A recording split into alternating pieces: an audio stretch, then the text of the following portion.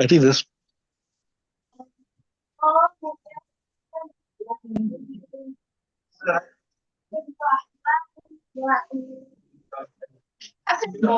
So this is the period of Hidayah 1, which we will be discussing from Kitab al-Tahara. But before that, we're doing a little bit of introduction to the science of fiqh. And we told you, say, وَالْعِلْمُ بِالْأَحْكَامِ الشَّرِيعَةِ الْفَرْعِيَّةِ مِنْ أَدِلَّةِ التَّفْصِيلِيَّةِ, that it is the knowledge of the furu'at. Furu'at, which doesn't mean the usul, not the belief, like in, right? So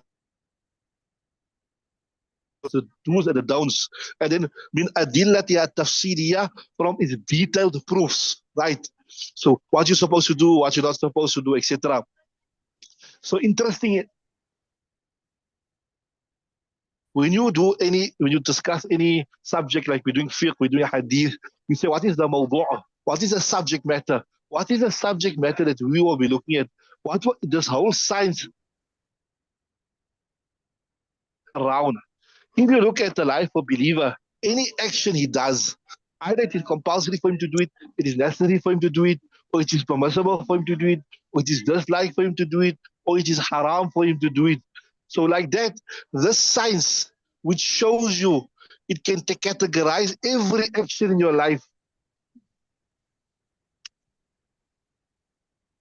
Every action in your life, whatever you are doing, we can tell you that this is farz, this is compulsory, this is not necessary. So the science to decides that, or the science that determines your action, this is called fiqh. So like you see, certain actions are farz, certain actions are wajib. As we go through the sabak, we'll teach you what's the difference between wajib. Certain actions are sunnat mu'akkada, it's a very emphasized sunnat. Certain are sunnat but not emphasized. Certain are nafal, certain are mustahab, certain actions are haram, certain actions are makruh tahrimi, heavily disliked, because certain actions are makruh tanzihi, disliked but not disliked so much. Then you get certain actions which are mubah.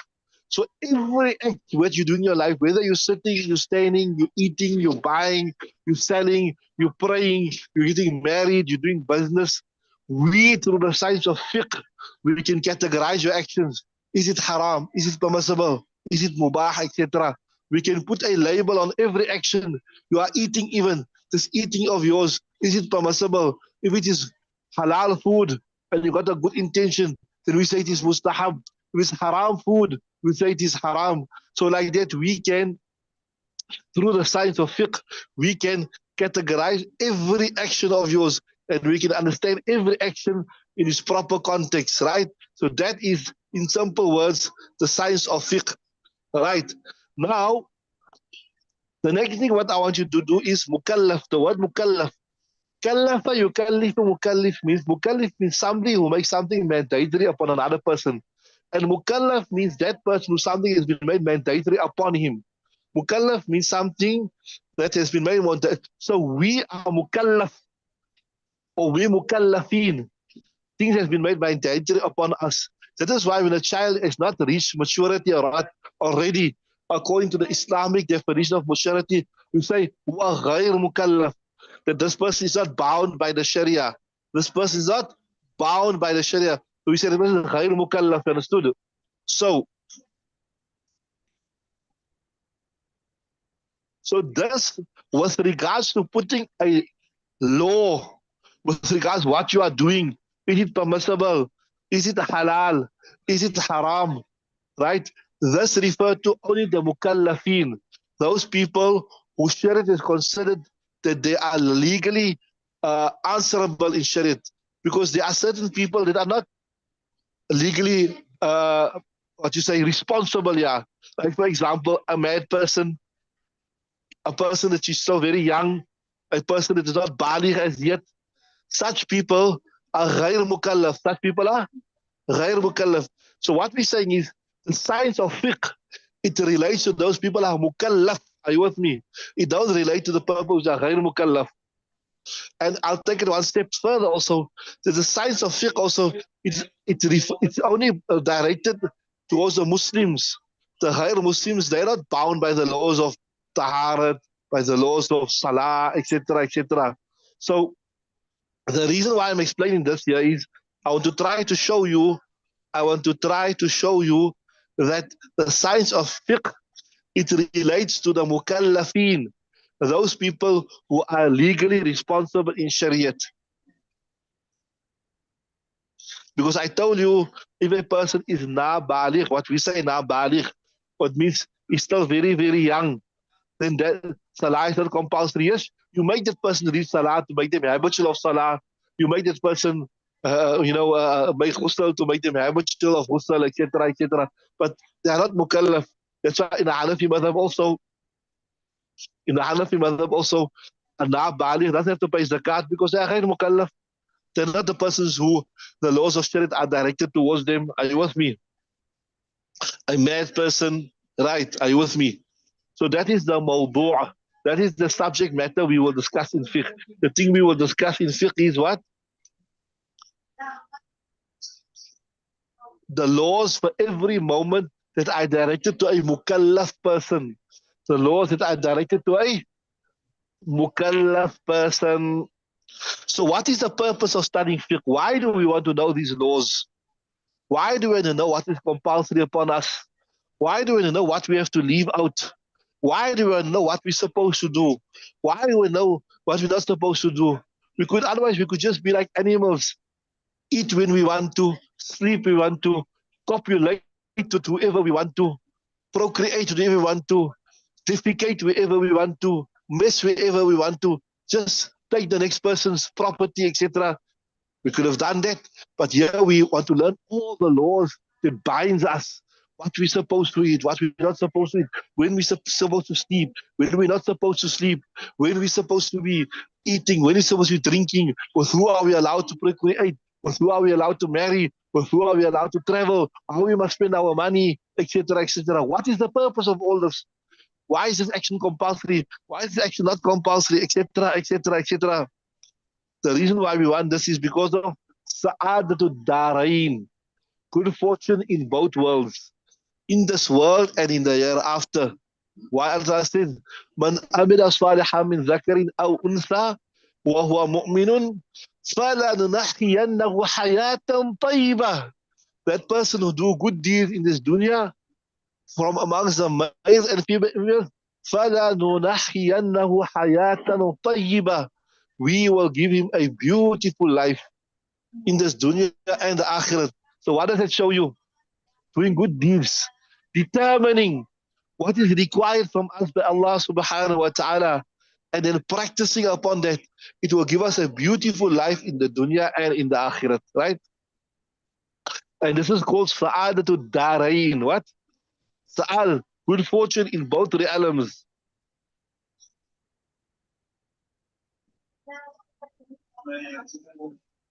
So a person who is well grounded in this jurisprudence, in other words, you call it called a juroscont. Monsieur Sheikh Brown says Juriscont. We call this a jurist. A person who's, in our context, when we speak about the jurist, we speak about a person who's well versed with regards to the laws of Islam. That's why in the fiqh, in English, you call it jurisprudence. So, and I think it's juroscont. So the juroscont or the jurist benefits all of makhluk because he teaches makhluk how to please Allah Ta'ala, what to do, how to attain the pleasure of Allah Subhanahu wa Ta'ala.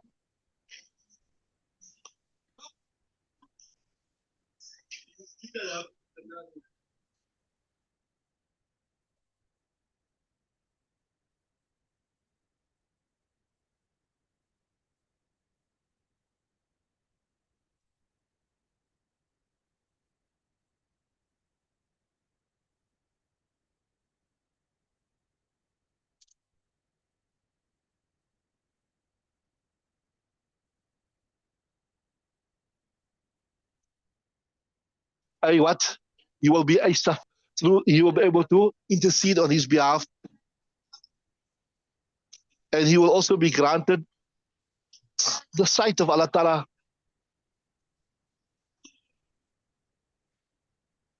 And what better than the great blessings that Nabi Sallallahu Alaihi Wasallam mentioned in the hadith with regards to a person who is well grounded in Islamic knowledge. He said, عن ابن عباس أن رسول الله قال ما يريد الله به خيرا يفقهه في الدين. The person who Allah Ta'ala wishes to do good for him, Allah Ta'ala grants him a sound understanding of deen. Now imagine Allah Ta'ala has all the treasures of his world, of this world at his disposal. He has the wealth, he has woman, he has power, he has glory.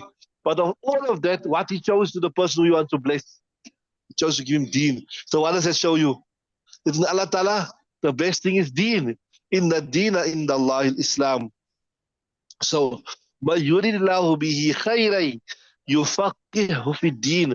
Allah Ta'ala gives him a sound understanding of hadith.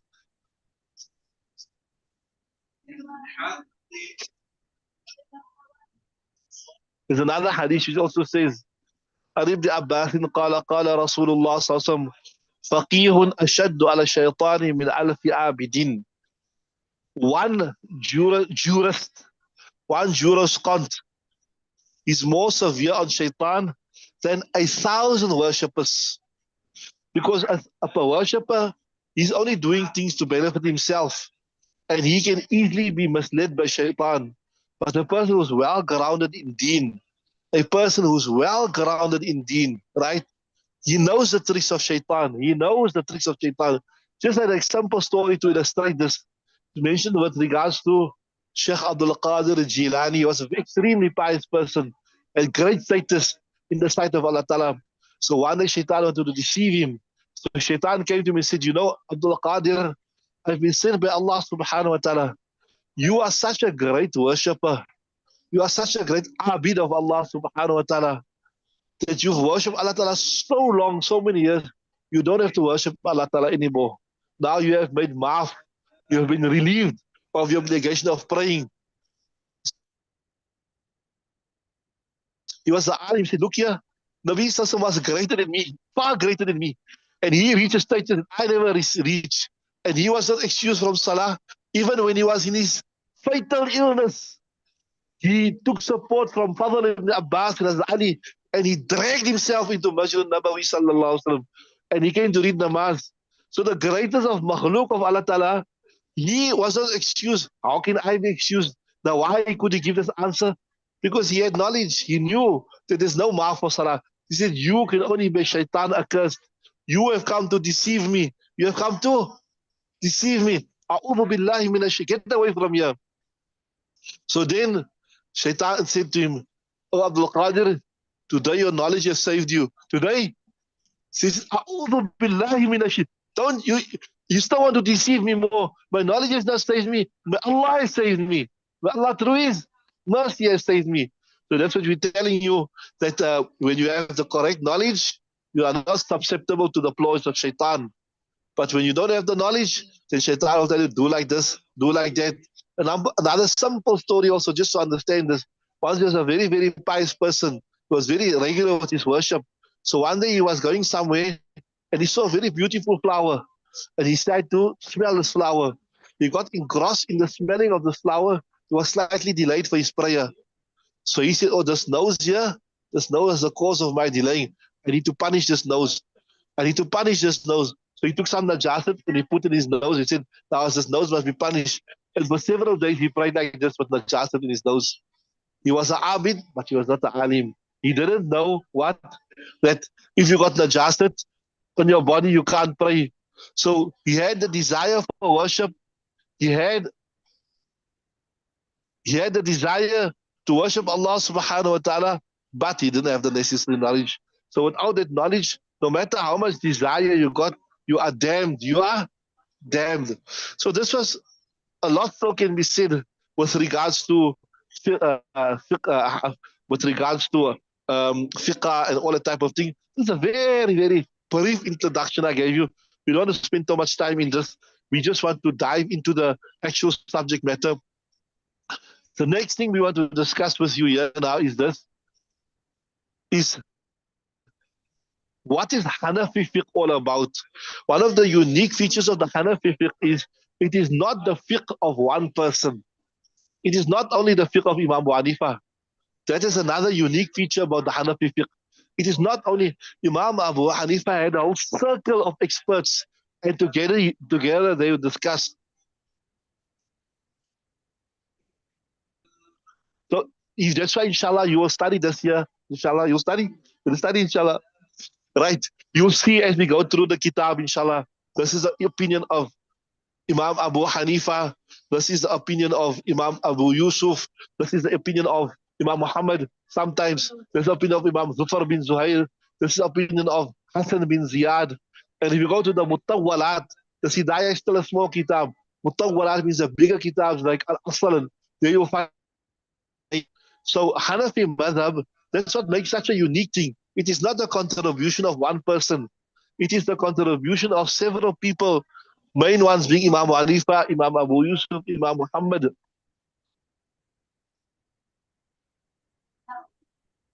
If you practice on any one of those preferred opinions, then this is Hanafiyat. Sometimes you see, inshallah, when you do, the fatwa is on Imam Abu Yusuf's call, the fatwa is on Imam Hanifa's call, sometimes the fatwa is on Imam Sufar's call. Now, inshallah, when do you give fatwa on whose call? And all this you do in your iftar course, like how the ulama ashab tarjih on whose call they gave fatwa, etc., whose opinion will be taken. Yeah, when you do Hidayah Sharif, they will give you a bit of the fatwa, but they mostly give you all the different aqwal. But exactly how to give fatwa on whose call, that you do in the iftar course, right?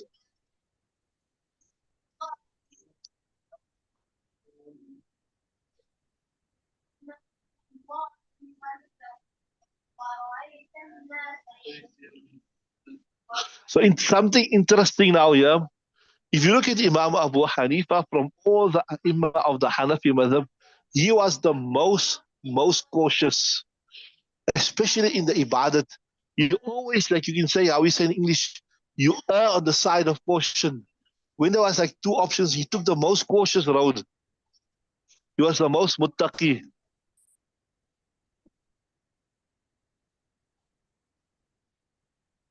Now, if you look, Imam Abu Hanifa were one of the first persons to have compiled fiqh. Before him, there was no formal compilation of fiqh.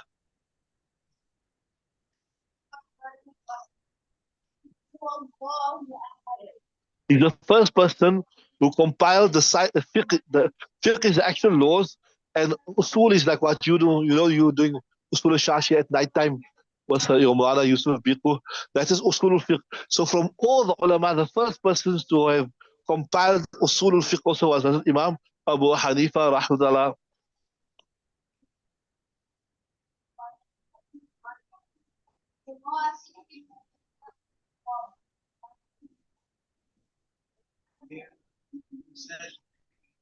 Okay, I see time is up. We'll stop the inter, inshallah.